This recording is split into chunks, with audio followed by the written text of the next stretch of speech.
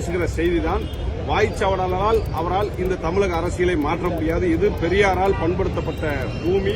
எனவே பெரியாரிய கருத்தியலை ஏற்றுக்கொண்ட மக்கள், பெரியாரிய கருத்துக்களை ஏற்றுக்கொண்ட தமிழர்களைத்தான் கோட்டையிலே அமர வைத்திருக்கிறார்கள். அந்த கோட்டையை போலி தமிழ் தேசியவாதிகளோ ஆரிய கைக்கூலிகளோ ஒருபோதும் கைப்பற்ற முடியாது என்பதுதான் இந்த போராட்டம். ஒரு நாகரிகமாக அல்லது மறைமுகமாக ஆதாரம் இல்லைங்கிறத அவர் சொல்றாரே ஒழிய அவரிடத்துல எந்த ஆதாரமும் இல்லை அப்படிங்கறதா செய்தி. இது திட்டமிட்டு RSS பாஜகவுடைய கைக்கூலியாக அல்லது பிஜேபி கால் பதிப்பதற்கு தடங்களை உருவாக்கி தரக்கூடிய கைக்கூலி வேலையை சீமான் செய்யறாரு. இதை அவர் நிறுத்திக்கணும்.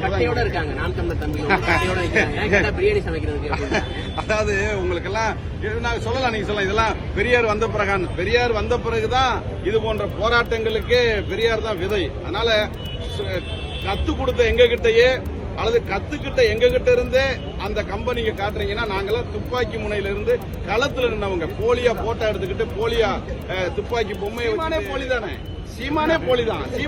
அதுல ஒன்றும் மாற்றுக்கிறதே கிடையாது. சீமான் இதுவரை எந்த இடத்திலும் உண்மையை பேசியதல்ல, பேசியதை போல அவர் நடந்து கொண்டதும் அல்ல. எனவே சீமான் ஒட்டுமொத்த பொய்யினுடைய முழு உருவமாக பார்க்கிற காரணத்தினால் இதை எங்களுக்கு ஏற்கனவே போறாங்க.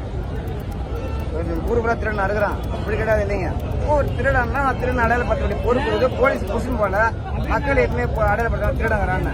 அது மாதிரி சீமான் தமிழ் சமூகத்தை ஏற்றி பிழைக்கிற உடம்பு வேலையே செய்யாம ஓசில உடம்பு அளக்கக்கூடிய ஒரு மனிதனாக வாழ்ந்து கொண்டிருக்கிறார். ஈழத்தமிழர் பிணத்தின் மீது அரசியல் செய்து கொண்டு பெரியார் மேடையில வாயை வளர்த்து பெரியாரை பேசி வயிறை வளர்த்துக் கொண்டிருக்கிற சீமான் RSS ஏவல் நாயாக இன்று தமிழ் சமூகத்தை உலாவி கொண்டிருக்கிறார். அவதூறுக்கு மறுப்பு கேட்டால் அது ஆவணமாக பூட்டப்பட்டிருக்க சொல்றாரு. அந்த ஒரே ஒருத்தன் தான் ரொம்ப ரொம்ப அருவருக்கத்தக்க விஷம் மாதிரி.